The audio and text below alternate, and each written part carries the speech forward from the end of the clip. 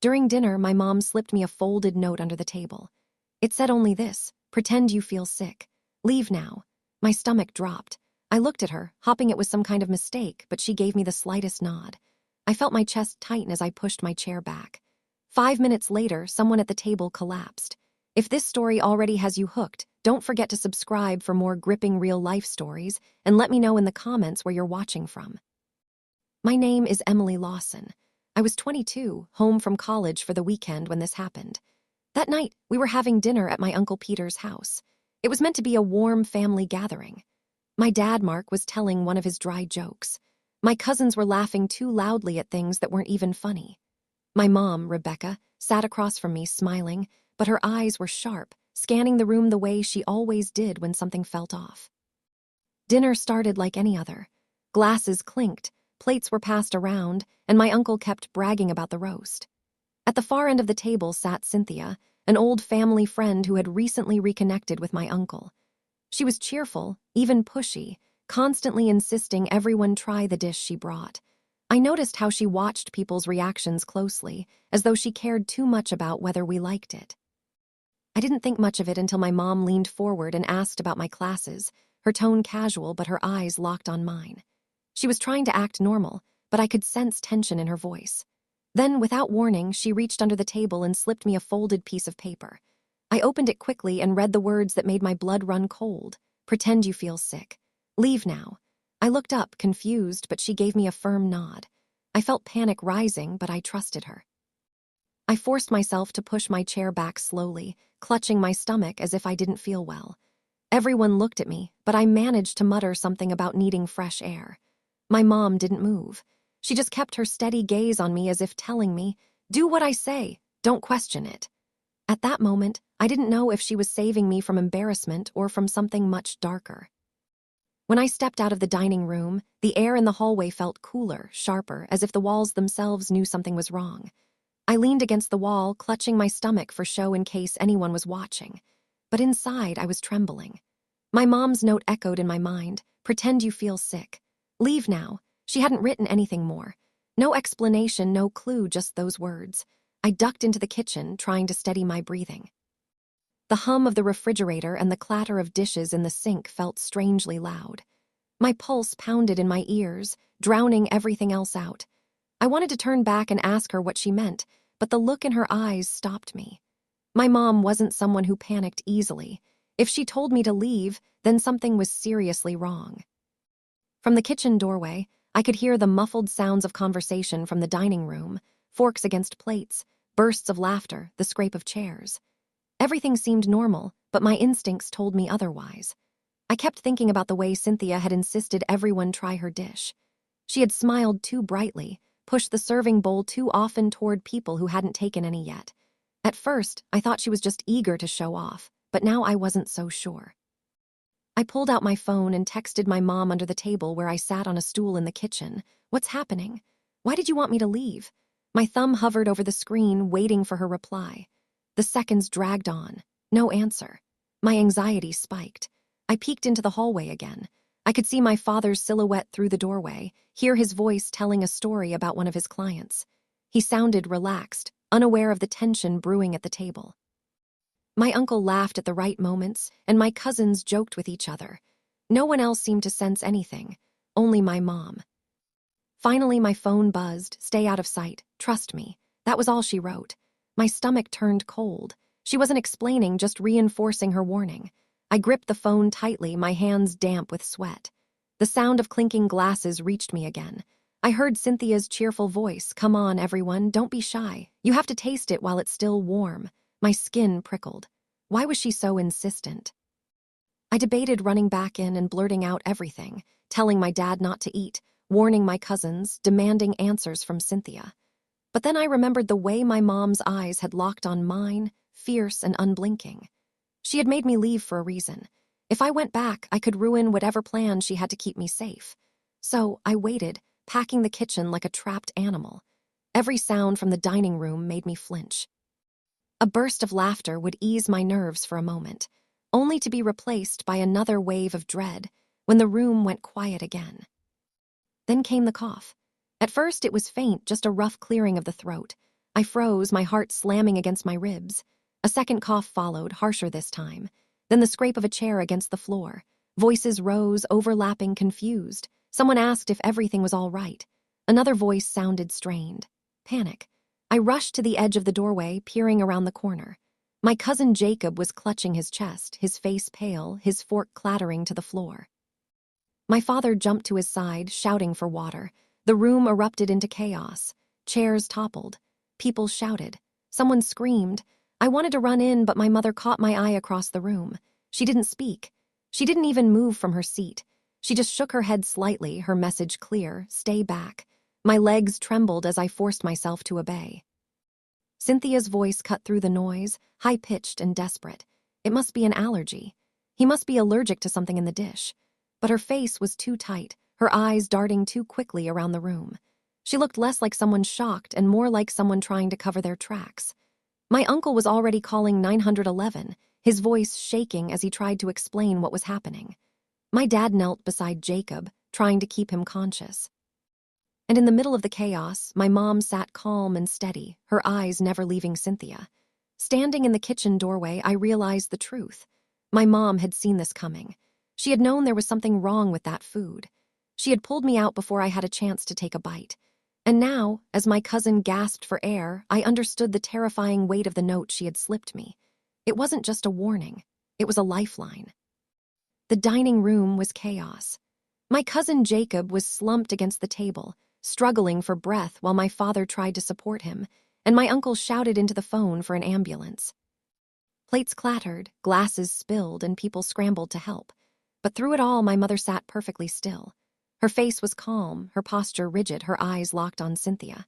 I stayed frozen in the kitchen doorway, torn between the urge to run to Jacob and the need to obey my mom's warning. My legs trembled with indecision. Every fiber of my being told me to help, to at least be near my family. But something about my mother's steady gaze held me in place. She had seen this coming. She had pulled me out for a reason. If I stepped in now, I might ruin whatever plan she had. My phone buzzed in my hand. It was a message from her. Stay put. Do not eat or drink anything. Trust me. That was all I needed. I realized this wasn't just about pretending to be sick. My mom believed someone at the table had tried to harm us. The collapse wasn't an accident, and she had chosen to protect me before anyone else. The thought sent chills down my spine. I crouched lower in the doorway, trying to stay out of sight while still keeping my eyes on the room. Cynthia was standing now, wringing her hands dramatically, her voice high and panicked. It has to be an allergy. I swear I don't know what happened. Her words sounded frantic, but her eyes betrayed her. They darted from my mother to the dish she had brought, then back again. She was watching too closely, too calculatingly for someone who claimed to be innocent. My uncle waved his free hand for silence while he stayed on the phone with the dispatcher. My dad kept shouting Jacob's name, trying to keep him awake. My cousins huddled near the far wall, whispering in fear. And still, my mother's gaze never wavered. She didn't look at Jacob. She didn't look at the chaos. She looked at Cynthia as though the rest of the scene didn't exist. I began to understand. My mother was playing a dangerous game. If she accused Cynthia outright in the middle of the panic, people might dismiss it as hysteria. But if she stayed calm, if she kept her composure, she could watch Cynthia reveal herself. My mom wasn't just protecting me. She was gathering proof. I pulled out my phone again and typed quickly, "Mom, what do you want me to do?" Seconds later, her reply came, "Stay quiet. Watch everything, you'll see." So I did. I forced myself to stay back to let the adults handle the emergency. My heart ached for Jacob as he gasped and wheezed, but paramedics were already on their way. What I could do now was trust my mother's instincts, the same instincts that had pulled me from that table. Minutes dragged like hours. Jacob's breathing slowed but stabilized slightly as my father kept him upright. The room had quieted just enough for everyone to hear Cynthia's voice again. She stepped forward, her words spilling too fast. "I made that dish 100 times before. It never caused anything like this. Maybe he has a rare allergy. Maybe it was something else he ate earlier. It's not my fault." Her voice cracked, but it didn't sound like fear for Jacob. It sounded like fear of being blamed. That distinction was clear as day, and I knew my mother saw it too. Finally, she spoke. Her voice was calm, almost cold. "Funny, you haven't touched a single bite of your own dish tonight." The room went silent. Every head turned toward Cynthia, whose hands froze mid-gesture. For the first time that night, she lost her composure. Her eyes flicked toward the bowl in the center of the table, then back to my mom. My uncle frowned, confusion written across his face. "What are you talking about, Rebecca? She's been pushing it on everyone." My mom replied evenly, but not once did she eat any herself. "Watch her. She's sweating. She's nervous. Ask her why." I felt my breath catch. My mother had just shifted the entire room's focus. No longer was it just about Jacob collapsing. Now everyone was staring at Cynthia. Cynthia stammered, her voice faltering. "That's ridiculous. I ate earlier. I wasn't hungry." But her excuse only deepened the suspicion. My uncle's eyes narrowed. My father, still holding Jacob, glanced sharply at her. Even my cousins seemed to realize what was happening. The mood of the room had changed from panic to suspicion, and my mom had orchestrated it with one perfectly timed sentence. I stayed hidden, my heart pounding as the weight of the moment settled over the table. I knew then that my mother's warning had been about far more than me pretending to be sick. She had seen danger where no one else had, and now she was pulling the truth into the light. And as Cynthia shifted under the piercing stares of the family, I realized something chilling. This dinner wasn't over yet. The collapse was only the beginning. The room went still after my mother spoke. Her words hung in the air like smoke, heavy and undeniable. Everyone turned toward Cynthia, who stood frozen near the end of the table.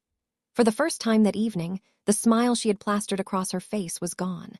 Her eyes darted from person to person as if searching for an escape. I could feel my own pulse hammering in my ears. Jacob was still slumped in his chair, his breathing shallow but steadier now as my father held him upright. My uncle, phone still pressed to his ear, looked torn between finishing the call with the dispatcher and demanding answers from Cynthia. The cousins whispered nervously, watching the scene unfold like an audience to a play they didn't understand. Cynthia finally tried to laugh, a brittle sound that fooled no one. "Rebecca, really? You think I poisoned my own dish? That's insane." Her voice shook with forced confidence, but my mother didn't flinch. She kept her eyes on Cynthia and said, "Then prove me wrong. Take a bite." The room erupted with gasps. My uncle's jaw dropped. My father looked at Cynthia sharply. Even I, standing in the kitchen doorway, felt the weight of those words. It was a challenge that cut through all the excuses. If the dish was safe, there was nothing to fear. Cynthia's face drained of color. She opened her mouth, then closed it again, her hands trembling at her sides. "I already told you I'm not hungry. I ate before I came." My mom leaned forward slightly, her voice steady but firm. "You've pushed that dish on everyone tonight. You insisted over and over that we all try it. And yet you've never touched a single spoonful. That doesn't sound like someone who's proud of their cooking. That sounds like someone who knew exactly what was in it." Cynthia's lips pressed into a thin line. Her eyes flicked toward the bowl in the center of the table, the half-empty dish she had carried in with so much fanfare. For a long moment, no one moved. Then my uncle lowered his phone, his voice shaking with rage. "Cynthia, what did you do?" The question seemed to break her. Her hands flew up as if to ward off the accusations. It wasn't supposed to happen like this. She burst out, her voice rising. The words silenced the room even more effectively than my mother's challenge had. "What do you mean?" My father demanded, his arm tightened protectively around Jacob. Cynthia's eyes brimmed with tears, but there was no softness in her face. It was anger, bitterness that twisted her features. "Do you think your family is perfect? Do you think you can just treat people however you want and expect them to keep smiling? Your brother ruined my life years ago. I lost everything because of him. Tonight was supposed to be justice." My uncle recoiled, his voice cracking. "Justice by poisoning my family, by nearly killing my nephew." Her chest heaved. And for the first time, she looked less like the cheerful family friend she pretended to be and more like a stranger. A stranger with a dangerous grudge. "I only meant to scare you," she said weakly. "I didn't expect it to be this bad." But no one believed her anymore. The cousins pressed closer to the wall. My father's face hardened with fury. And my mother, still calm and composed, said the words that sealed everything. "You were willing to put every person at this table in danger just to settle a score. You didn't care who got hurt." The wail of sirens grew louder outside, filling the silence that followed.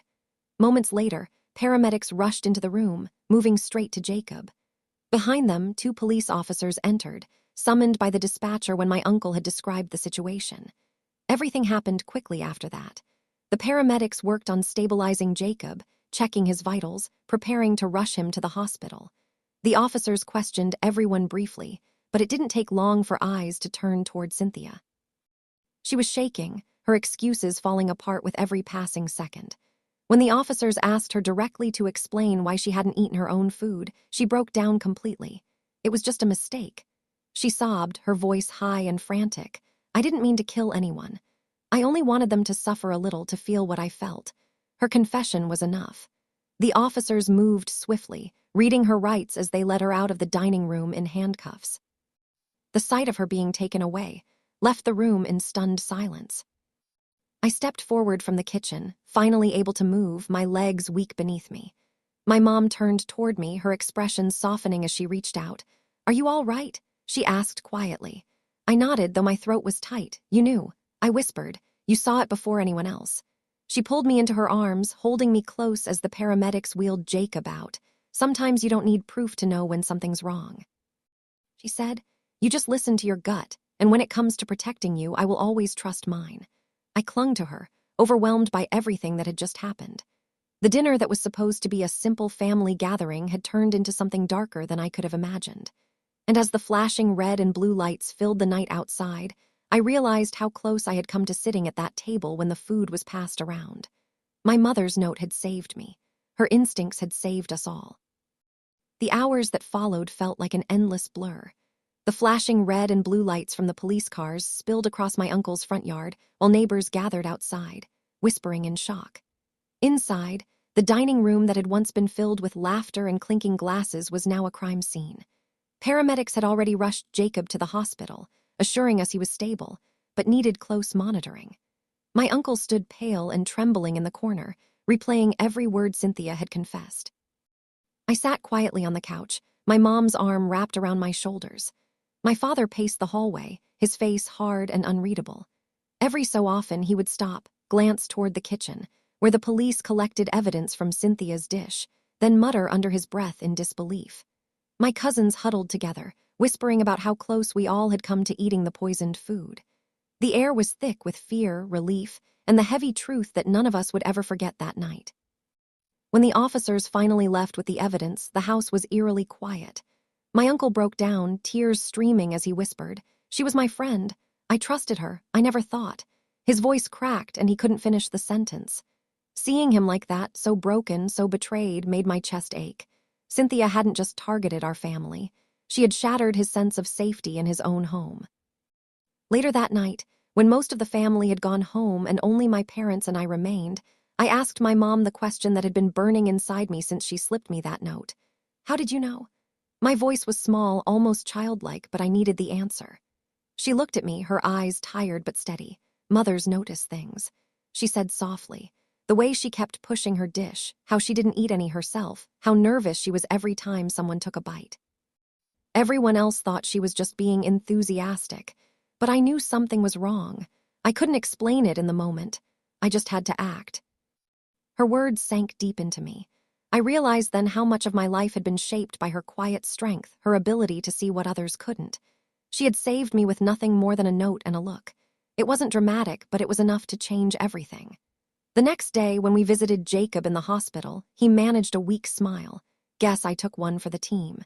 He joked, though his voice was hoarse. But behind his humor, I could see the fear in his eyes. We all could. He had been the one to suffer the most directly, and it would take time for him to feel safe again. For me, the memory of that night became a turning point. I thought back to how close I had been to taking a bite from Cynthia's dish, how casually I might have laughed off my mom's note if I hadn't seen the urgency in her eyes. I thought about how fragile life really is, how quickly an ordinary dinner can become a nightmare. But more than anything, I thought about trust. Trusting my mother saved me. Trusting her instincts, even when I didn't understand them, kept me alive. It taught me that sometimes we don't need all the answers in the moment. Sometimes survival means listening to the people who love us most, even when their warning sounds strange or inconvenient. I also learned something about appearances. Cynthia had come into our home with a smile, acting like a friend. She laughed. She shared stories. She pretended to belong, but underneath she carried bitterness and hatred. That night reminded me that evil doesn't always look like a villain. Sometimes it looks like someone you think you can trust. In the weeks after, my uncle struggled with guilt, blaming himself for inviting her.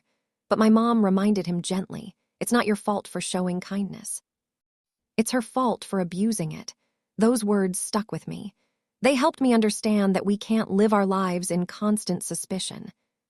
But we also can't ignore our instincts when something feels wrong. Looking back now, I see that dinner not only as the night my cousin nearly lost his life, but also as the night my mom showed me just how powerful love and intuition can be.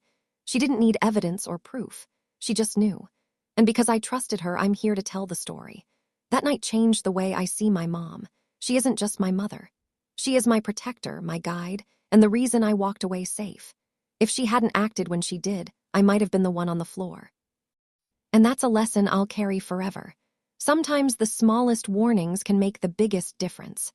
If this story kept you hooked, make sure to subscribe for more gripping real-life stories and comment below where you're watching from. I'd love to hear your thoughts.